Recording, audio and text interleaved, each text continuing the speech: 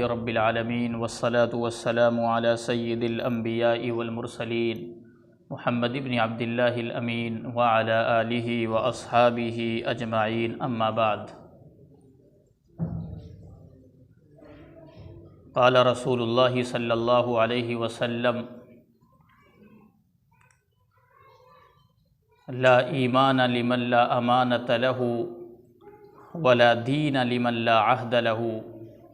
او کما قال علیہ الصلاۃ والسلام۔ محترم بزرگوں، دوستوں، دینی اور ایمانی بھائیوں،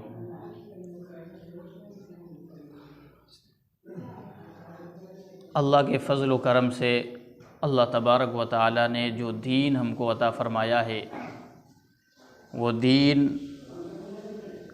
کامل، مکمل اور نظام حیات کے لیے، زندگی گزارنے کے لیے بہت ہی جامع دین ہے۔ اس دین کے اندر کوئی ایسی بات نہیں ہے کہ جس میں انسان یہ سوچے کہ اس کام کو ہم کیسے کریں۔ اللہ تبارک و تعالیٰ نے اپنے حبیب صلی اللہ علیہ وسلم کے ذریعے سے ایک ایک چیز کو کھول کر کے وضاحت کے ساتھ بیان فرما دیا گیا ہے، چاہے وہ عقائد کے تعلق سے ہو، عبادات کے تعلق سے ہو، معاملات کے تعلق سے ہو، معاشرت کے تعلق سے ہو، یا پھر اخلاق کے تعلق سے ہو۔ پورے دین کا خلاصہ یہ 5 شعبے ہیں، اور ان 5 شعبوں پر جب انسان مکمل طریقے سے عمل کر لیتا ہے تب وہ ایک سچا پکا مسلمان بنتا ہے۔ کسی ایک شعبے کو چھوڑ دے گا اگر تو وہ ناقص ہے، کامل نہیں ہے۔ لیکن عام طور پر دیکھا جاتا ہے کہ کچھ شعبوں کے اندر تو بہت ہی متحرک مسلمان نظر آتے ہیں، بہت ہی فعال نظر آتے ہیں، بڑے فکر مند نظر آتے ہیں، لیکن بعض وہ شعبے ہیں جس میں بڑی کوتاہیاں ہوتی ہیں۔ سب سے پہلا عقیدہ ہے۔ عقائد تو ہر مسلمان کی ایک فکر ہوتی ہے کہ عقیدہ درست ہو، اور وہ اپنے رب کو رب مانتا ہے، خالق کو خالق مانتا ہے، اللہ کو رب مانتا ہے۔ اسی طرح سے عبادات کے تعلق سے بھی بڑی فکر ہے۔ لوگ آ کر کے نماز پڑھ لیتے ہیں، آج جمعہ کے دن ہے، ہم لوگ حاضر ہیں، اور توفیق ملتی ہے تو نماز کا اہتمام بھی کر لیا جاتا ہے۔ لیکن صرف نماز پڑھ لینا دین نہیں ہے، صرف چند عبادات کر لینا یہ دین کا یقیناً حصہ ہے، لیکن پورا دین نہیں۔ اس کے آگے معاملات ہیں، معاشرت ہے، وہ بھی ایک دین کا ایک بہت بڑا حصہ ہے، اور اس میں بھی کوتاہی یہ گناہ کا باعث بنتی ہے، اس میں بھی غفلت یہ انسان کے گنہگار ہونے کی علامت ہوتی ہے۔ اس وجہ سے ہر شعبے کے اندر انسان کو فکر مند رہنا چاہیے۔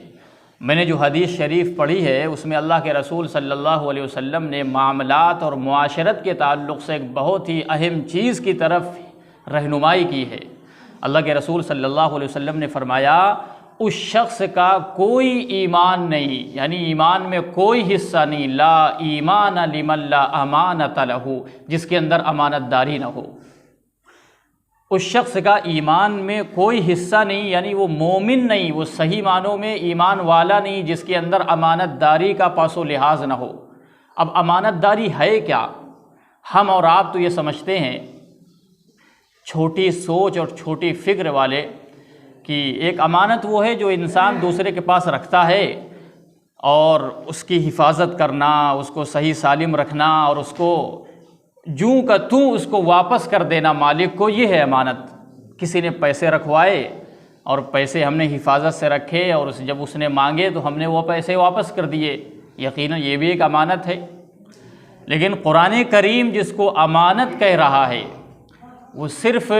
چند چیزوں کا نام امانت نہیں ہے، اس کا مفہوم، اس کا معنی بہت وسیع ہے۔ اللہ تبارک و تعالیٰ قرآن کریم میں فرمائے، اِنَّا عَرَضْنَا الْأَمَانَةَ عَلَى السَّمَاوَاتِ وَالْأَرْضِ وَالْجِبَالِ فَأَبَيْنَ أَن يَحْمِلْنَهَا وَأَشْفَقْنَ مِنْهَا وَحَمَلَهَا الْإِنسَانُ، کہ ہم نے امانت کو آسمانوں پر، زمینوں پر پیش کیا، پہاڑوں پر پیش کیا،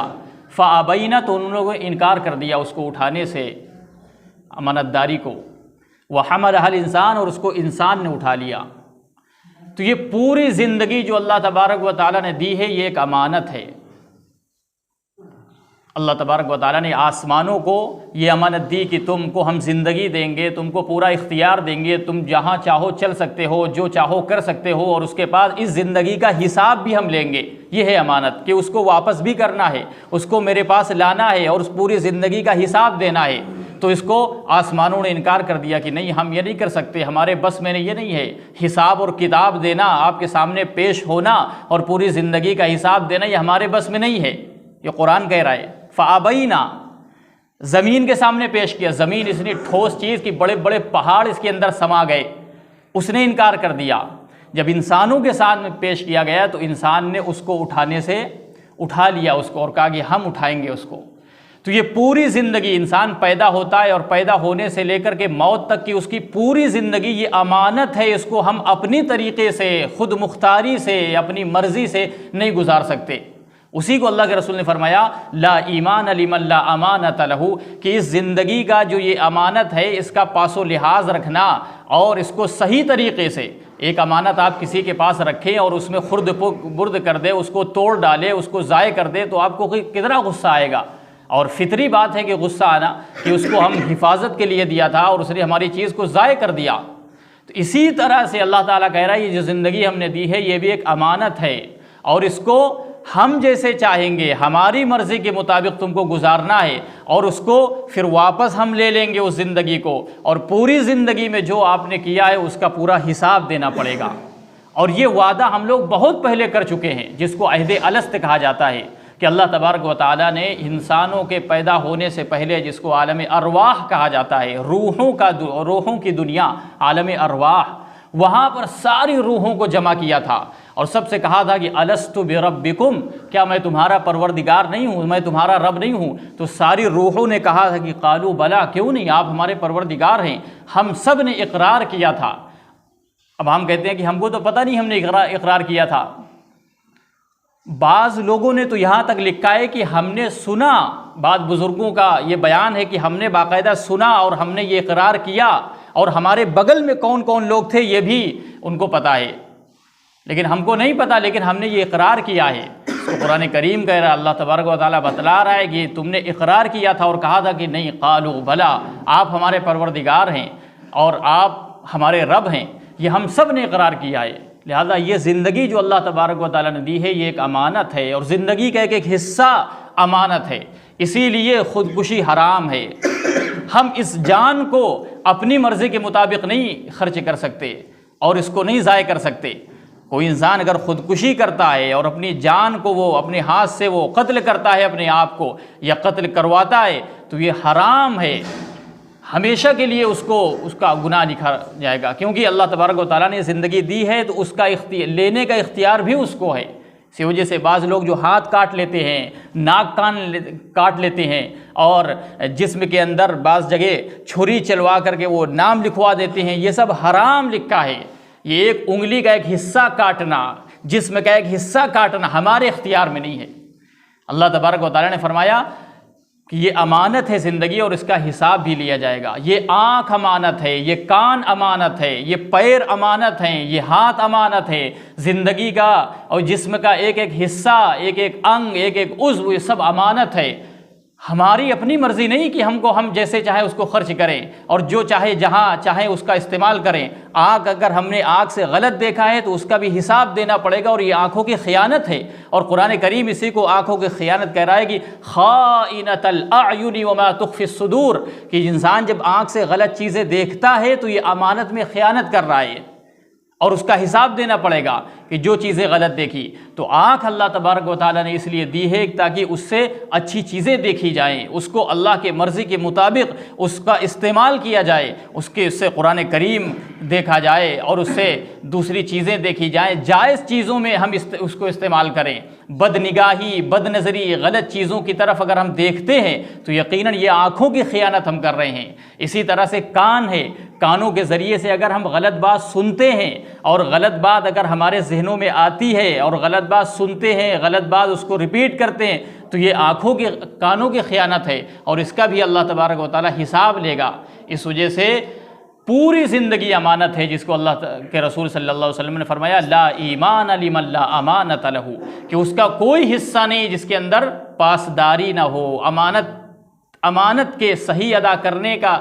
کی ذمہ داری جس کے اندر نہ ہو، اس کا ایمان میں کوئی حصہ نہیں۔ اس وجہ سے ہر انسان کو سنبھلنا چاہیے اور سوچنا چاہیے کہ ہماری زندگی کہاں جا رہی ہے، ہمارا ایک ایک کام، ہمارا جو قدم اٹھ رہا ہے وہ اللہ کی مرضی کے مطابق ہے یا اللہ کی مرضی کے خلاف ہے، ہمارا ہاتھ کہاں استعمال ہو رہا ہے۔ ہم چاہتے جہاں چاہیں، جو چاہیں، جیسے چاہیں استعمال کر سکتے ہیں، نہیں، یہ ہماری مرضی نہیں ہے۔ ہم جو چاہیں دیکھ سکتے ہیں، ایسا نہیں ہے۔ ہم جو چاہیں کھا سکتے ہیں، نہیں ہے۔ اللہ تعالیٰ نے ایک شیڈیول بنایا ہے، ایک حدیں مقرر کی ہیں کہ یہ چیزیں حلال ہیں، یہ چیزیں حرام ہیں، یہ چیزیں جائز ہیں، یہ چیزیں ناجائز ہیں، ایک حدود ہیں۔ اسلام کے ساری چیزوں میں حدود ہیں کہ کہاں تک ہم خوشی بھی منائیں تو کہاں تک ہم جا سکتے ہیں، کس حد تک، ایک حد ہے، اس کے بعد نہیں۔ ہم دیکھ سکتے ہیں تو کن چیزوں کو دیکھ سکتے ہیں، ہم کھا سکتے ہیں تو کن چیزوں کو کھا سکتے ہیں، وہ ساری چیزیں حدیں ہیں۔ تو لا ایمان لمن لا امانت لہ۔ دوسری چیز، دوسرے ٹکڑے میں جو اللہ کے رسول صلی اللہ علیہ وسلم نے فرمایا ولا عہد ولا دین لمن لا عہد لہ، کہ اس کا دین میں کوئی حصہ نہیں جس کے اندر وعدہ وفا نہ ہو، جس کے اندر وعدہ پورا کرنے کی ذمہ داری نہ ہو، اور جو وعدہ پورا نہ کرے اس کا دین میں کوئی حصہ نہیں۔ وعدہ خلافی کتنا بڑا جرم ہے اور کتنا بڑا گناہ ہے یہ، کہ ایک انسان جو انسان سے وعدہ کرتا ہے۔ اسی لیے اللہ کے رسول صلی اللہ علیہ وسلم نے ایک حدیث میں فرمایا کہ منافق کی 3 علامتیں ہیں، آیت المنافق ثلاث، منافق کی 3 علامتیں ہیں، اس میں سے ایک علامت یہ ہے کہ جب وہ وعدہ کرتا ہے تو وعدہ خلافی کرتا ہے۔ وَإِذَا وَعَدَ أَخْلَفَ، یہ منافق کی علامت ہے۔ بعض انسان وعدہ کر رہے ہیں لیکن پہلے سے نیت ہے کہ نہیں ہم یہ کام نہیں کریں گے، یہ تو بدترین جرم ہے۔ اس وجہ سے وعدہ خلافی، اور سب سے بڑا وعدہ یہ ہے کہ جو اللہ تبارک و تعالیٰ کے ساتھ ہم لوگوں نے کیا ہے، اور وہ کیا ہے؟ وہ کلمہ لا الہ الا اللہ کے ذریعے سے کیا ہے۔ لا الہ الا اللہ محمد الرسول اللہ۔ جب انسان کلمہ پڑھتا ہے تو ایک وعدے میں آ گیا، اور وہ اپنی زبان سے گواہی دیتا ہے اور کہتا ہے کہ اللہ کے علاوہ کوئی معبود نہیں، لا الہ الا اللہ، اللہ کے علاوہ کوئی معبود نہیں، محمد الرسول اللہ، اور محمد صلی اللہ علیہ وسلم اللہ کے رسول ہیں۔ یہ ایک وعدہ ہے جو اللہ تبارک و تعالیٰ کے ساتھ ہم لوگوں نے کیا ہے، اور اس وعدے کو پورا کرنا ہر انسان کی ذمہ داری ہے، اور اس کے بارے میں پوچھا جائے گا۔ زندگی کہاں ختم کی؟ انسان مر جاتا ہے اور مرنے کے بعد اس سے سوال کیا جائے گا، اس سے پوچھا جائے گا۔ ہر انسان کو بحیثیت انسان یہ سمجھنا چاہیے اور یہ سوچنا چاہیے تنہائی میں بیٹھ کر کے اللہ تبارک و تعالیٰ نے جو چیزیں عطا کی ہیں اس کا استعمال کتنا صحیح ہو رہا ہے اور کتنا غلط ہو رہا ہے۔ یہ صرف ایک رسمی اور رواجی چیز نہیں ہے کہ انسان جمعے میں آئے اور تقریر سن لے اور بیان سن لے۔ بیان اور تقریر کرنا مقصد نہیں ہے، مقصد ہے اپنی زندگی، اپنے آپ کو فکر دلانا اور ایک فکر پیدا کرنا کہ ایک مسلمان کی جو خاصیتیں ہیں، ایک مومن کی جو خاصیتیں ہیں وہ کیا کیا خاصیتیں ہیں، کیا کیا چیزیں بیان کی گئی ہیں، ایک صحیح مسلمان کسے کہتے ہیں، وہ چیزیں اور وہ خصوصیات اپنے اندر لانا اور اس نیت کے ساتھ بیٹھنا، تب تو یہ فائدہ مند ہے۔ ورنہ اسی طرح سے لوگ بیان تقریر جمعے میں آ گئے اور بیان سن لیا، پھر اسی طرح سے اسی دھرے پہ جو ہے زندگی گزر رہی ہے، اس سے کوئی فائدہ نہیں۔ کہتے ہیں عقل مند مومن وہ ہے جو سوچتا ہے، اور جیسے ایک تاجر ہے، ایک عقل مند تاجر اس کو کہتے ہیں جو شام کو حساب لگاتا ہے دکان میں بیٹھ کر کے، اس کے بعد جوڑتا ہے آج میرا نقصان ہوا یا فائدہ ہوا، آج اگر نقصان ہوا تو کن چیزوں کی بنا پر نقصان ہوا ہے، کیا چیز میں نے ایسا کیا، کیا میں نے کیا ایسا کیا جس کی وجہ سے آج نقصان ہوا، پھر اس کی تلافی کرتا ہے، اس کی بھرپائی کرتا ہے۔ یہ ایک اچھے تاجر کی پہچان ہے۔ اسی طرح سے اللہ کے رسول صلی اللہ علیہ وسلم نے اچھے مومن کی، عقل مند مومن کی پہچان ہی بتلائی ہے کہ وہ اپنا محاسبہ کرتا ہے، اپنے آپ کو فکر دلاتا ہے، اور رات میں سونے سے پہلے وہ سوچتا ہے اور غور کرتا ہے کہ آج میں نے کتنے گناہ کیے، آج میں نے کتنے نیکیوں کے کام کیے اور کتنے گناہ کیے، اگر گناہ کیا تو کیسا کیا اور یہ کیسے گناہ ہو گیا، اور پھر اس کے بعد اپنے آپ کو سمجھاتا ہے اور دل کو سمجھاتا ہے کہ نہیں کل سے میں یہ کام نہیں کروں گا، اس سے بچوں گا، یہ گناہ کی باتیں ہیں، یہ غلط باتیں ہیں، تو وہ انسان کامیاب ہوتا ہے۔ لیکن انسان اگر محاسبہ نہیں کرتا تو پھر اسی دھرے پہ اپنے آپ کو اگر مطمئن کر لیتا ہے کہ ہم تو مطمئن ہیں، بس نماز پڑھ لیجئے اور چند عبادت کر لیجئے، تو پھر اس کی اصلاح کی توفیق نہیں ملتی، پھر وہ اسی طرز پہ رہتا ہے۔ لیکن جو انسان فکر کرتا ہے اور اپنے آپ کو فکر دلاتا ہے کہ نہیں، مجھے اللہ نے زندگی دی ہے، ایک بہت بڑی نعمت ہے، اس کو نعمت سمجھیے، اس کا ایک ایک لمحہ، ایک ایک سیکنڈ یہ ایک نعمت ہے، اور اس سے پوچھا جائے گا ثم لتسألن یومئذ عن النعیم، ایک ایک نعمت کے بارے میں سوال کیا جائے گا، ایک ایک نعمت، ثم لتسألن یومئذ عن النعیم۔ لہذا ایک دن جو ہمارا گزر گیا وہ غفلت کے ساتھ گزر گیا، کیسے گزر گیا اس کے بارے میں انسان کو فکر مند رہنا چاہیے اور سوچنا چاہیے، افسوس کرنا چاہیے۔ لہذا ہر مسلمان بحیثیت مسلمان اس کو فکر ہونی چاہیے کہ ہمارا کام، ہمارا قدم، ہمارا ہر کام جو وہ جائز طریقے سے ہو، اور پوچھ کر کے کرے۔ فاسألوا اہل الذکر ان کنتم لا تعلمون، قرآن کریم کہہ رہا ہے کہ اگر تم نہیں جانتے ہو تو پوچھ کر کے کرو، علماء سے تعلق بنائیے اور پوچھئے کہ ان مسائل میں یہ چیز جائز ہے یا ناجائز ہے۔ ہر چیز ہم پوچھتے ہیں، دنیا کی ساری چیزیں پوچھتے ہیں، اس میں گھاٹا نہ ہو جائے، اس میں نقصان نہ ہو جائے، جو اس کا ماہر ہوتا ہے اس کے بارے میں جاتے ہیں اور پوچھتے ہیں۔ ایک سامان کوئی خریدنا ہے تو اس کے بارے میں 10 لوگوں سے ہم پوچھتے ہیں کہاں ہم کو سستا مل جائے، کون سا اچھا سامان مل جائے۔ اسی طرح سے ایک مسلمان کی بحیثیت مسلمان، اللہ تعالیٰ نے جو مسلمان بنایا اس کے اوپر ذمہ داری ہے، اس کو ہم کو پوچھنا چاہیے، ان لوگوں سے جو جانتے ہیں ان سے پوچھنا چاہیے یہ چیز جائز ہے یا ناجائز ہے، یہ ہم کام کرنے جا رہے ہیں اس میں یہ جائز ہے یا ناجائز ہے، یہ حلال ہے یا حرام ہے۔ جب ہم پوچھ کر گے تب اس کے بعد ہماری اصلاح ہوتی رہے گی، اور اصلاح ہوتی رہے گی، پھر ہم ایک اچھے مومن، جو مومن کی خاصیتیں ہوتی ہیں، جو ایک مسلمان کی خاصیت ہوتی ہیں، جس کو قرآن کریم کہہ رہا ہے قد افلح المؤمنون الذین هم فی صلاتهم خاشعون والذین هم عن اللغو معرضون والذین هم للزکاة فاعلون۔ یہ ہے ایک مسلمان کی، ایک اچھے مسلمان کی خاصیات، جن کو ہم اپنائیں گے تو اچھے مسلمان بنتے جائیں گے، سچے مسلمان بنتے جائیں گے، وہ ایسے مسلمان بنیں گے جس سے اللہ راضی ہوگا، جو اللہ تعالیٰ دیکھنا چاہتا ہے اپنے بندوں کے اندر وہ صفات ہمارے اندر نہیں ہے، اور جب وہ صفات آئیں گے تو ایک کامل پکے سچے مسلمان بنیں گے، اور اس سے پھر پورا معاشرہ بدلے گا اور سماج بدلے گا۔ پھر اس کے بعد ہم دیکھیں گے اللہ کی رحمتوں کو اترتے ہوئے، اللہ کی برکتوں کو اترتے ہوئے۔ آج مسلمان پریشان ہے، کیوں؟ ہم اپنے آپ سے ہیں، ہمارے اعمال درست نہیں ہیں، ہمارے اعمال درست ہو جائیں اور صحیح ایک معاشرتی، جو صحیح ایک سماجی زندگی ہوتی ہے معاشرے میں، وہ زندگی اپنا لیں، تو پھر اس کے بعد اللہ کی رحمتیں اور برکتیں، اور پھر اس کے بعد خوشحالی دیکھیں گے۔ اللہ تعالی ہم سب کو کہنے سننے سے زیادہ عمل کی توفیق عطا فرمائے۔ وآخر دعوانا الحمدللہ رب العالمین۔